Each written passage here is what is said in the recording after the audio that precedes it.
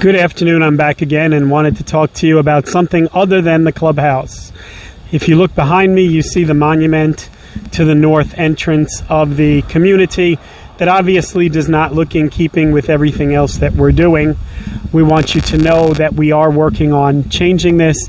It's taken a while because first we had to take apart what was installed and figure out how we could come up with a better solution, which is consistent with the solution we wanted to begin with. All of that has been done. The installation should start sometime in the next week or two. We actually are going to have the same type of look, except where all those black panels are, they are going to be real black granite without all those seams. There will be a seam or two, but you probably won't notice it. You'll have the same Venetian Isles lettering that lights up at night, and the emblem on top. So we just want to let people know that we are aware this is here. We've been aware since the day it happened. We hired people to come up with the proper solution instead of the solution that was done originally. The good news about all of that is we did not pay the original vendor based on his contract to do the work because we weren't happy with the work. So it's not like this is additional cost to the association. We're just finishing what needed to be taken care of. We got some use out of it for a while. We all agree it's not consistent with the look of the place, and we're going to make this as grand as everything else is. While we're on that topic, I will talk to you a little about the roads, because the roads obviously need to be redone. We've been holding off on that because it doesn't make much sense for me to pave the road and have all these bulldozers and cranes and things like that drive over the roads after they're finished. So the thought process is we're going to start in the back of the community, meaning Corsica and Sorrento. We're going to do those areas, and we're going to pave the whole community everywhere and down Venetian Isles Boulevard so that by February, March, when we're ready to pull out of the parking lot, finishing and opening the clubhouse, all of the paving will be done all the way out to Lyons Road here. Part and parcel to that, if you remember, is we had installed all these speed bumps and stop signs and things like that nobody really wanted. I mean, the board doesn't really like having them either. As part of putting in the new roadway, we are having the traffic study done so that we can figure out how to put those things in more correctly, or maybe do speed tables, different humps, things like that, with the goal being that we're going to try and get rid of the humps at the stop signs and things like that.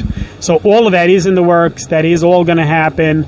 So you're not going to have a beautiful new clubhouse and have roads and stuff that look like they've been here for 20 years.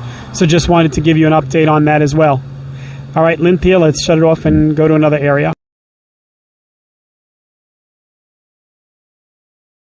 Good afternoon, everybody. It's July 13th. We're in between the raindrops as usual for the middle of July, and I wanted to just do a short video with you so you could see the things that are going on behind the scenes in relation to getting the fitness center and the entire place back up and running. We're standing out in front of the fitness center. As you can see behind me, the new bike rack has been put in. The landscaping is in. We're just waiting for the mulching. We're working on refurbishing the bocce courts so that those are ready to be opened again when we open the fitness center. It's our goal to give you back that amenity as well. If we look a little further this way, you will see we are actually cleaning up the putting green, getting new flags for that. We're power washing everything so that that will be ready to be open as well. If we go around a little further, let's pan this way.